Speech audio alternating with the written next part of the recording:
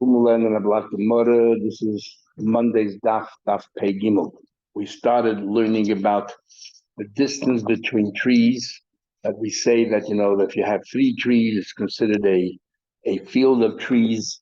What's the maximum distance they can be apart? So we actually had a machlekes between Rabbi Yosef and the Rav in the name of Nachman. Rabbi Yosef said the minimum is 4 amas distance. Anything less than that means the trees will be pulled out. It's not considered a field of trees. Or anything beyond 8 amas apart from each other is already disparate trees. What Rav Nachman said is minimum is 8 amas and the maximum is 16 amas. And Rabbi said to Rabbi Yosef, don't argue with the Rav in the name of Rav Nachman because we have a Mishnah that proves like him that if you have a vineyard and if it's 16 amas apart between one row and the next row, that's not considered a vineyard. You're allowed to plant other, grains and other things in between. But if it be less than 16 amas, then it's considered a vineyard. And you're not allowed to plant anywhere in between the rows. So we see a 16 amas. And Rabbi Yosef counters, and he says, no, he has another place where it seems clearly that it is 8 amas. He has a story that he learned out it's 8 amas. Okay, so we have an argument between Rabbi Yosef and Nachman. Says the Gemara, Pei Gimel Amud Aleph, about 6 lines at the top of the page. U'Rabbi Yosef milaytnan. Why did Abai have to bring a new concept here about klayim with a vineyard? It says the very din of Rabbi Yosef. It seems from the Mishnah itself. In fact, we have a Mishnah that supports Rabbi Yosef. So what's Abai arguing and telling Rabbi Yosef? Don't argue with Rabbi Nachman. We have a clear Mishnah that supports Rabbi Yosef. What's that clear Mishnah? It says, didn't we learn that Meir and Rabbi Shimon, both Rabbi Meir and Rabbi Shimon say, es karmel. Somebody plants a vineyard. Shmoina amas or shmoina amas. If there's a distance of 8 amas between one row of vines and the next row of vines, then it's no longer considered a vineyard. And as long as you're more than an amma away from the vines, you can plant grains. There's no climate. There's no mixture of two different seeds. You're allowed to bring their seeds. So therefore, a clear Mishnah that supports Rabbi Yosef. That's between 4 amas and 8 amas. Says the Gemara, Filhachi, nevertheless, Maisa Ad. True, you have a Mishnah that says that, but Abaye quoted a Maisa story where practically we saw that the ruling was not like Rabbi Yosef, but rather like Rabbi Nachman that we said that you have up to 16 amas, where Rabbi Yehuda told a story what happened in Salmon. And when you have a story is more, I guess, a much stronger corroboration than a Mishnah. So therefore, we should follow Nachman. Says the Gemara, we're talking about minimum and maximums. So Rabbi Yosef said minimum 4, maximum 8 amas distance between the vines or the trees, and Rabbi Nachman said minimum 8 and maximum 16. Says the Gemara. Makes sense according to Rabbi Yosef, but Liba Rabbi Shimon, according to Rabbi Shimon, Shaminale, we know what he holds with Fazar and how far apart they can be, but we also know the Shaminale, we also know the Tzufin, how close they can be. Mifuzari, how far Hadam, we just said the mission here where I made of Shimon both say by vines, the maximum that they can be apart is 8 amas to be considered a vineyard. Anything greater than that is no longer a vineyard, so we know his maximum. And the Tzufin, we also know what he holds as the minimum. Now we learn in a Mishnah. Kerem Hanatua Alpachas Vidal Amas, if you have vines and there's less than 4 amas space between them, ain't a kerem. It's no longer a vineyard. You can't really do justice to the vines. David Rab Shimon.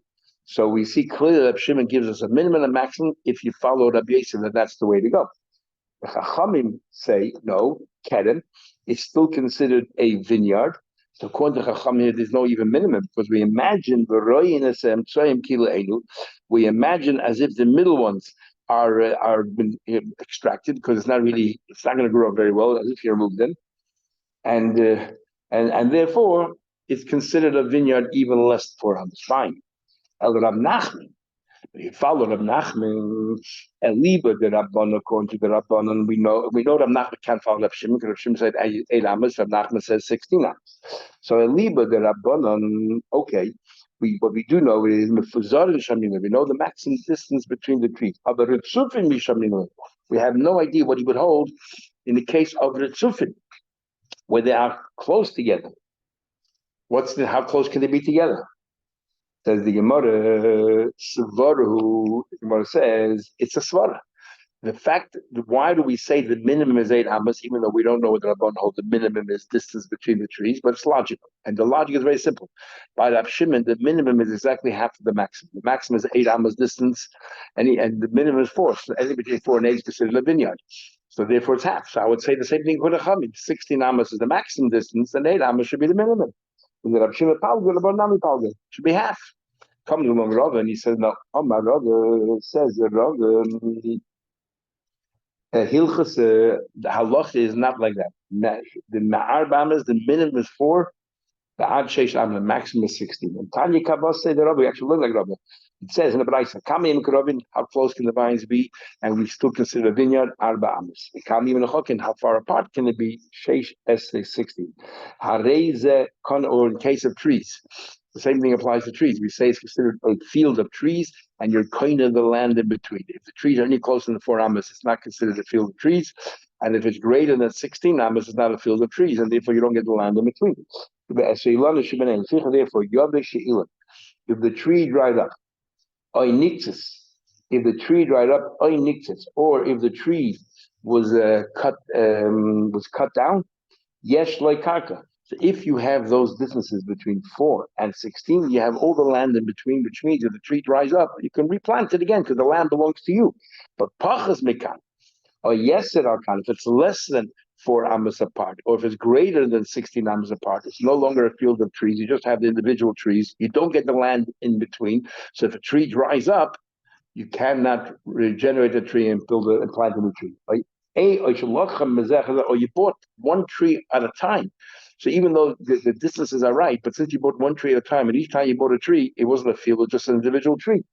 You didn't buy loyas a karka, not the land, but loyas not the trees, should be named in between them. Therefore, if the tree dried up, or it was cut down, ain loy karka. You don't get the land in between. Okay, so that's the Gemara continues. Now we have a number of questions. Boy, Rabbi Yirmiyah asked an interesting question. When we measure these distances, 4, 16, 8, whatever this is, where do we measure from? Mimakom kotzer humoided or mimakom rochav humoided? We measure from the top of the tree where the tree is narrow, and we begin counting 8 amos or 16, or do we measure from the bottom of the tree, the base of the trunk, which is very, very wide? Or others say from the branches, the tip of the branches, the top of the tree, the bottom of the tree. And said from to Ravashi, Toshma, come in here. I'll prove it to you from the following day. We learned how to chuva shebegefen. We learned that what happens if you have a young vine that is grafted onto an older vine. Einu moided, and when you want to measure the 4 amos, where do we measure from? To know we're talking about whether you're talking about a vineyard, and also we learned that a vineyard has to have 2 and 2 and a tail in the back. When you measure, where do you measure from? You don't measure from the second knot, but not from the first knot, which is much the old tree, which is much wider. We don't measure from there. We measure the narrower part, which is obviously we're being lenient here. But not from the very narrowest part, because there are like 3 knots, is from the middle one, which means we look at take the middle of the tree, the average point, and that's what we use. So the same thing applies to these other trees as well. We don't take the top, the bottom, but the middle of the tree. Boy, Rabbi asks another question. Let's say he sold him, he put one vine, but the vine has 3 different branches who are spread out. And what happened was the ground sort of risen, the sand piled up, that now suddenly the land covers over these 3 branches, and it looks like 3 different trees because it's popping out. One branch like went under the ground and popped out at a further distance, 4 amos, and the other branch popped out another distance, 4 amos. And so now you have 3 trees, but really it's 1 tree, because if you dig up the dirt, you'll see that it's all 1 tree. So how do we view that? Do we say that since there's 3 disparate trees, or do we say it's really 1 tree? So the Gemara, I'm going to be Ashi Toshma, come here again. Tell you that we learn if somebody goes ahead and he bends this vine down into 3, So the original question was, that was vine. This wasn't just a tree. Because if you have one, you sold one tree that has three different branches and they're distant from each other. They're quite spread out, 4 arms apart. And then what happens? What we just said. How do we view that? So he brings again a proof from a vineyard, and we're going to draw parallels from a vineyard to we can establish a vineyard to trees, and that is. So he said it's not a mother gimel gefani. You had three vines, and you bent each one into the ground, so now you have six. The Kreyen needed, and now what? Suddenly they took root, and now suddenly they come up as another tree. So suddenly you have like six. And both suddenly Imyesh Medayan Medalad Amis. But Shmoina Amis, he says that we follow Rameya and Rab Shimon above, that it's really from 4 to 8, not 8 to 16 like the Rabbanon, but 4 to 8. But the point is, what we're trying to bring out here, not so much 4 to 8, 8 to 16, from where do you measure? And he says here, mitzdarfin, they combine, even though every two vines are really one vine because they're all getting out of the same roots. Nevertheless, we treat them as separate trees. So the same thing with one tree that has three different the branches that go in the ground and they come up. We're going to treat them as if there are three trees, and if they're minimum 4 hours away from each other, according to Rab Shimon, or according to others, 8 hours away from each other, you have three trees, you get all the karka in between. But if not, ain't mitzdarfin. And if you don't have that distance, then mitzdarfin, according to us, it'll be 8 to 16.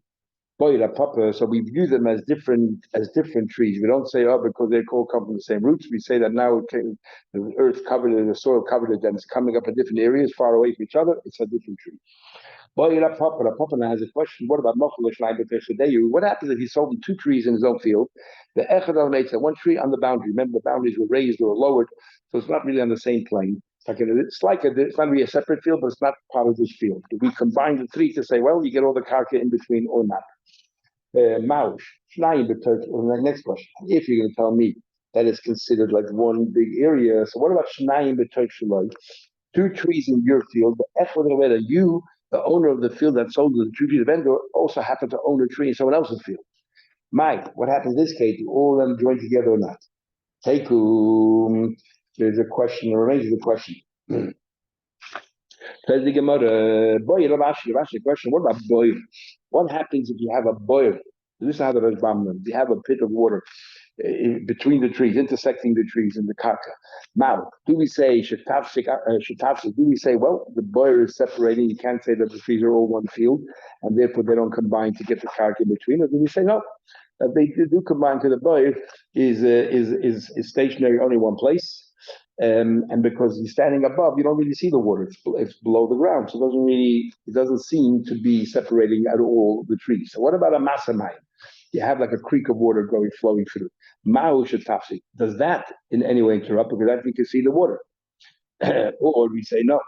Well, maybe even that, because it's such a narrow thing, it's only an amma wide, it doesn't really divide. What about a shusarabim? Now, we don't really mean a real shusarabim, because a real shusarabim divides, which is 16 amas wide, and the trees are wider than 16 amas apart. So what are we talking about here? So we're talking about here just a shusarabim, but a number of people go through it. It's not really sort of private land. And between 4 and 16, like the brother said before. Mao, what was then be then? What about Richva the Dikva? You have a range of palm trees, so a cluster of palm trees that are joined together. Is that considered a hefsek or not? Teku. All of these questions are a teku.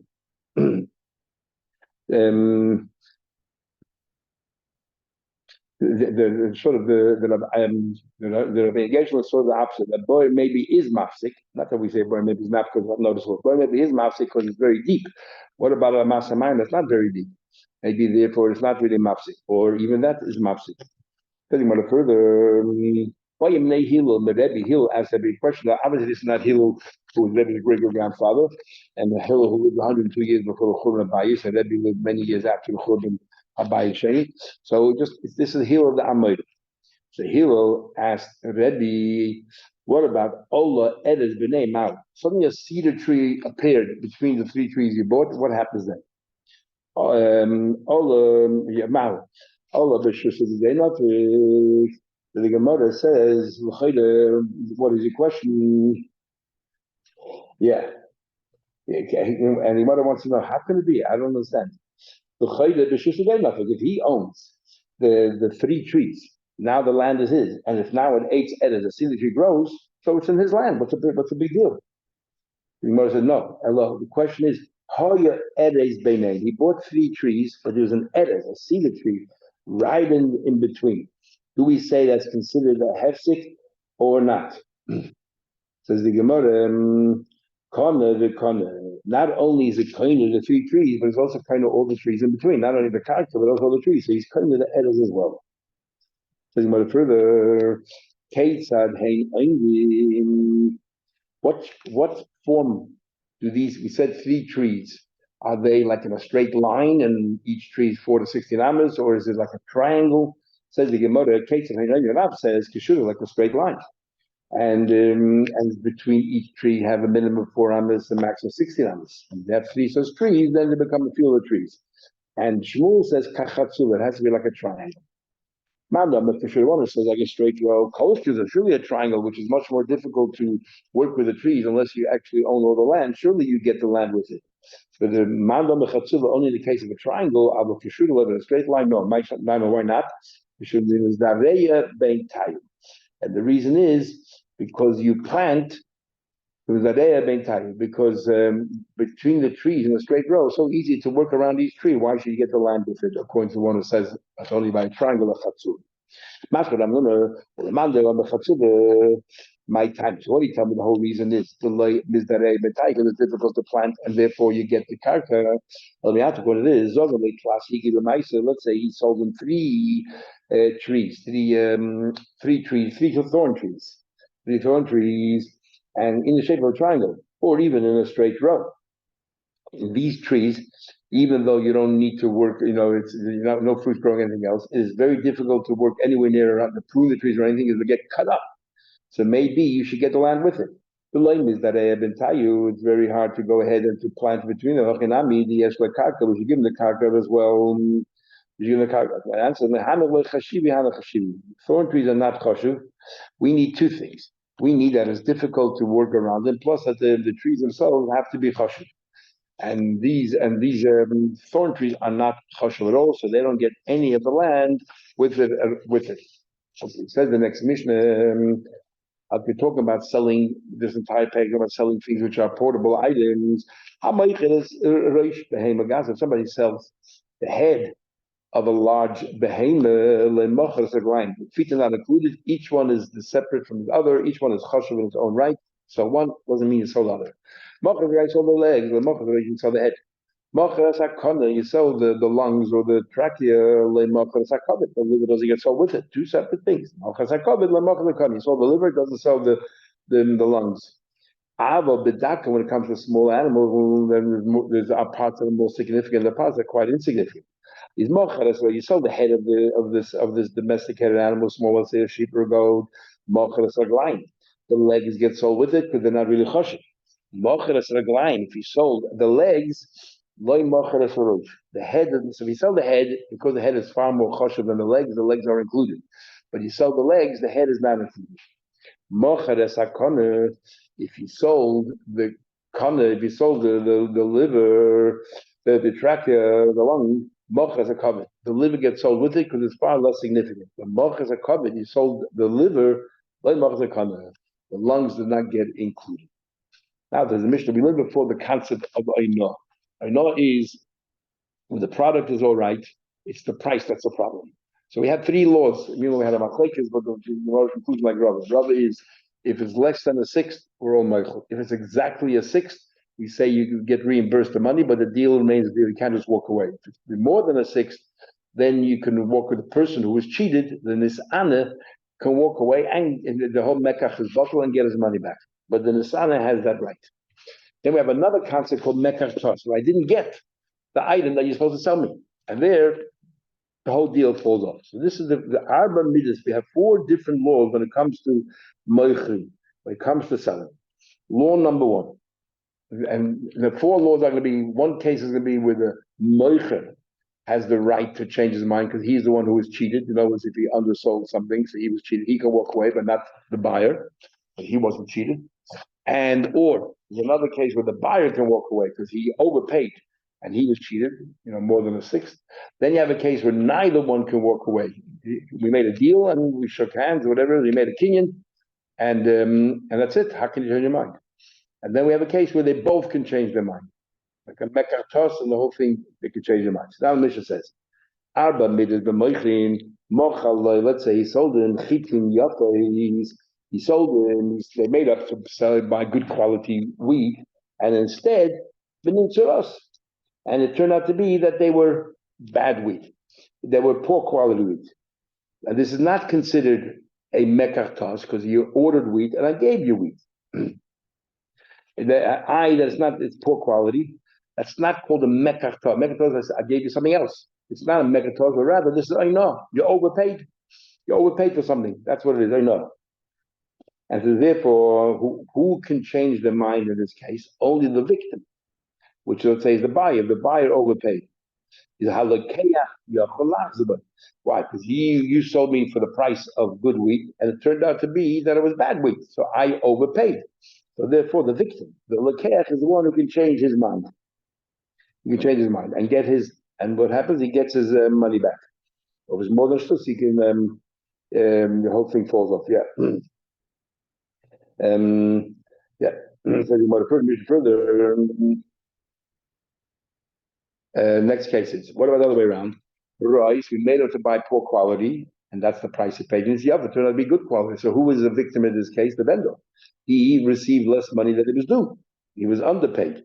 Then Meicha Yachal, but only the Meicha changed his mind, and the buyer can't. What about the Rice, the Nimsa Rice? I sold you poor quality, and it turned out to be that it was poor quality. Or Yafis, or I made up to sell good quality. But it's Yafis of good quality. Then ain't nothing. Then Yochel can change his mind.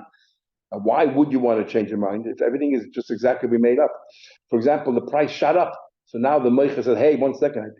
When I sold it to you for $100, it was worth $100, but now it's worth $200. So I want to change my mind." Or the other way around, the price collapsed. So the buyer says, "When I paid $100 over the price, but now it's worth $50. Give me back my money." You can't. In this case, neither could happen after the event. Neither of them could change their mind. Says the Gemara, the Mishnah further. What about Sham Chosis? And we'll come back to this in the Gemara. Sham Chosis, I made up to say there's two kinds of wheat, red and white. I made up to sell you red wheat. Each one has red wheat has a milo of a white wheat, and white wheat has a milo of a red wheat. Who gets more flour out of it? Another who gets better quality flour out of it. So if I made up to sell you Sham Chosis, which is the red one, and we'll see later more the origin of the word Sham Chosis, but obviously it's Cham of the sun, and maybe the sun is considered red, as we'll see. The Nitzaz Levana turned out to be that it was the white wheat. In this Olavanda, when Nitzaz is, or I thought I told you white wheat turned out to be red wheat.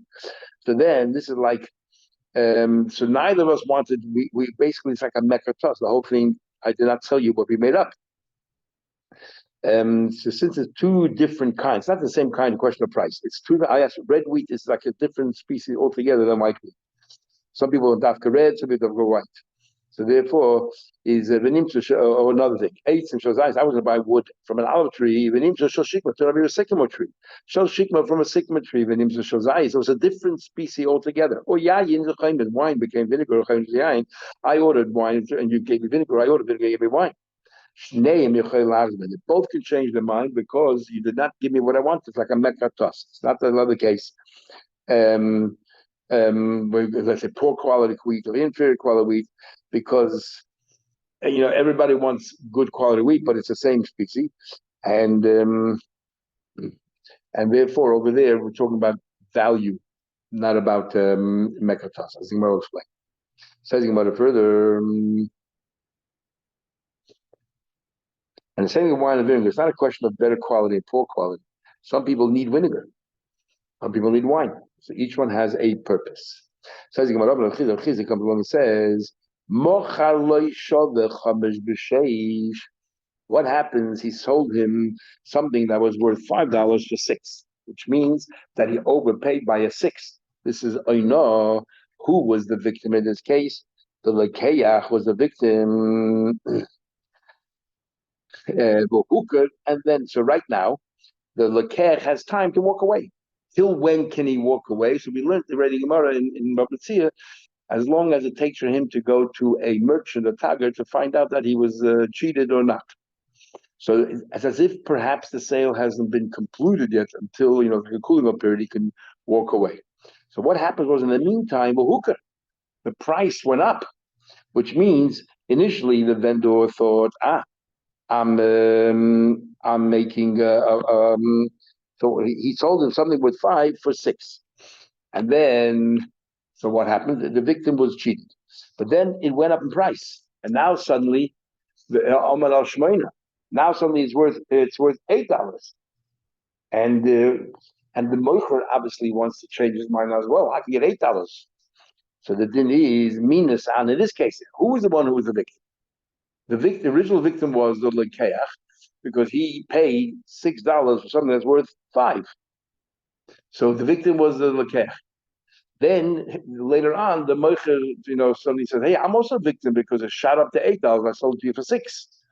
But that happened after the event. He already made the sale, just that the lekeach has the right to walk away till he meets a tagger, a merchant, to find out whether he was cheated out. And if he found out and he still decided to maintain it, then that's it. He can no longer change his mind. So in this case, it's only the buyer who can walk away. The moichel can't. Even though we would have thought maybe the moichel can walk away, he can't, because you sold it for 6. You can't, and you tried to deceive the buyer, and now you can't say, "Oh, you're a victim." Can't. He says to him, the buyer says very simply, "Even he said, what if you wouldn't have cheated me? What happened if it was taka worth $6 and I paid you $6 and I take the object and I walk away, and then a week later it goes up to $100? Can you turn around and say, 'Hey, give it back to me, I want to sell it'?" No, it's too late. The deal was a deal. No, boss, you cheated me. So now because you cheated me, you want to take advantage. So you want to double dip.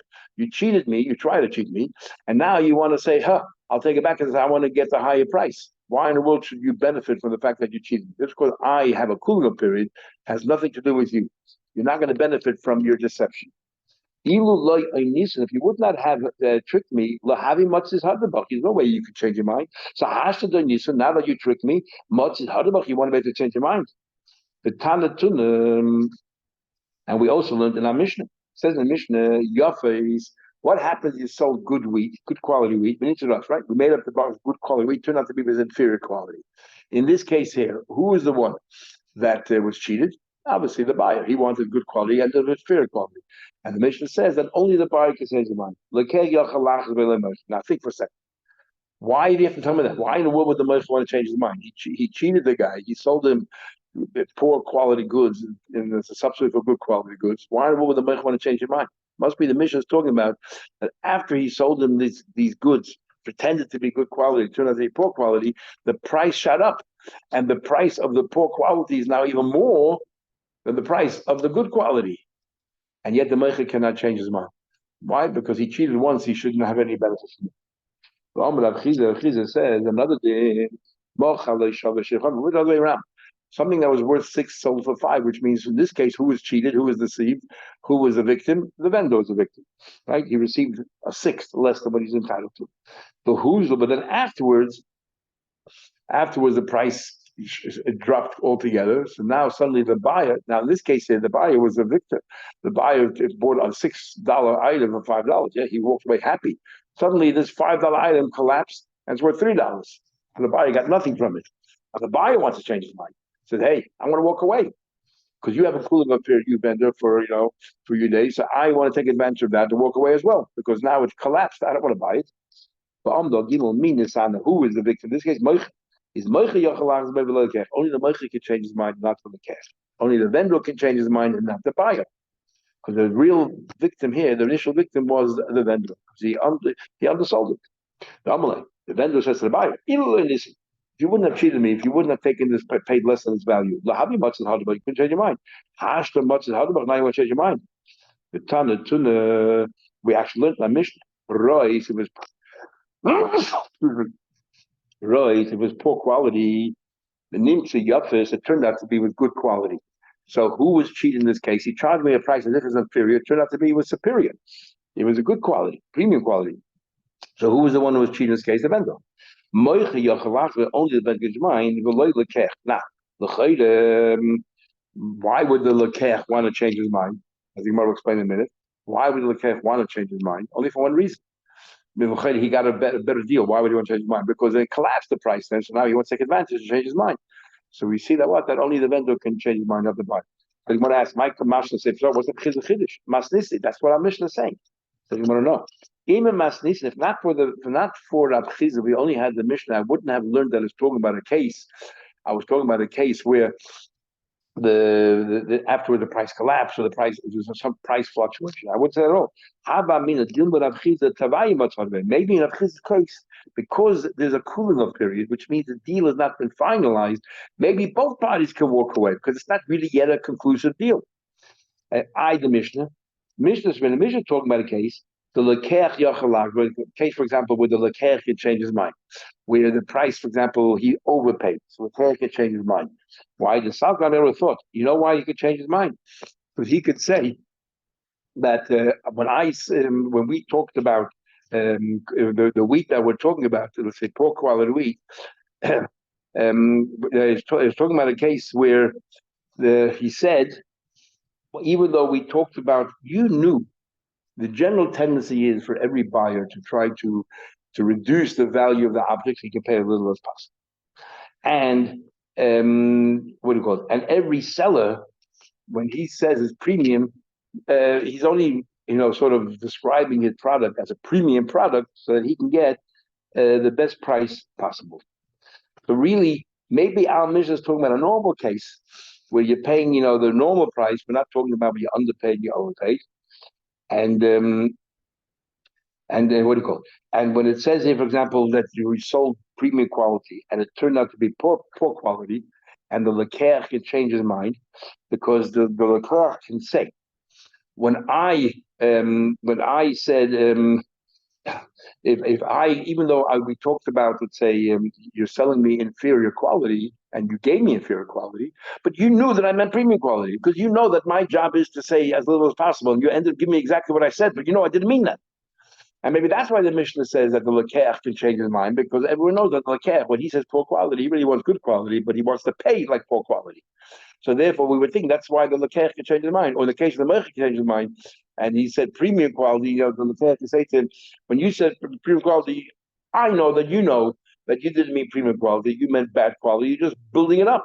So therefore, maybe they can change their mind. Commercial that you can't. Chizik comes along and says no. That the Chiddush is much more than that. Even though there were price fluctuations, only the real initial victim is the one who can change his mind, and not the one who tried to deceive. Okay, we'll stop over here.